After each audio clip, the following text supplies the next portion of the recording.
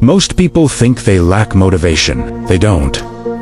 They lack silence. Viktor Frankl believed the greatest crisis of modern life is not suffering. It is meaninglessness, and overstimulation is how meaning disappears. You wake up to noise, notifications, messages, content, opinions.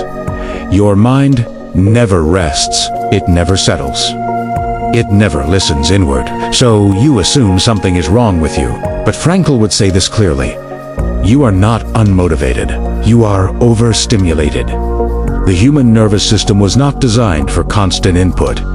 Endless information fragments attention. Fragmented attention destroys direction. When everything demands your focus, nothing feels worth pursuing. The first problem is dopamine flooding. Motivation requires tension, a gap between where you are and where you want to be. Overstimulation collapses that gap. When pleasure is constant, desire weakens. Frankl believed motivation is not driven by pleasure, it is driven by meaning, and meaning cannot compete with infinite distraction. The second problem is existential avoidance. Silence forces reflection. Reflection raises questions. What am I doing with my life? Why does this feel empty? What actually matters to me? Overstimulation keeps those questions away. Frankl observed that people don't escape pain. They escape responsibility, and overstimulation is the perfect escape.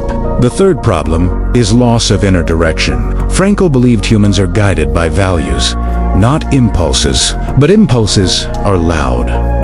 Values are quiet. When your environment never slows down, your values never surface. So you drift, you scroll, you consume, not because you're lazy, but because your inner compass is drowned out. The fourth problem is false self-blame. People blame themselves for lack of discipline, but discipline fails when the mind is overstimulated. Focus is not a character trait, it is a condition.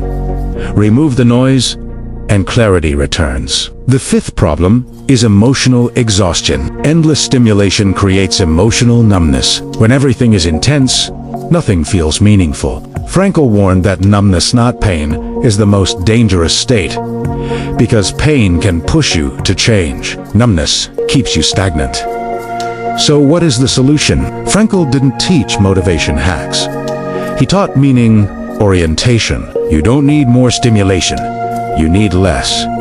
Less noise, less input, less comparison, less distraction, and more responsibility. Meaning appears when you commit to something larger than comfort.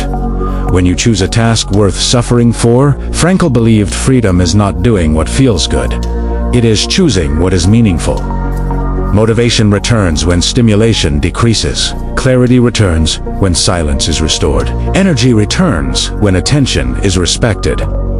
You don't need to force discipline. You need to protect your mind.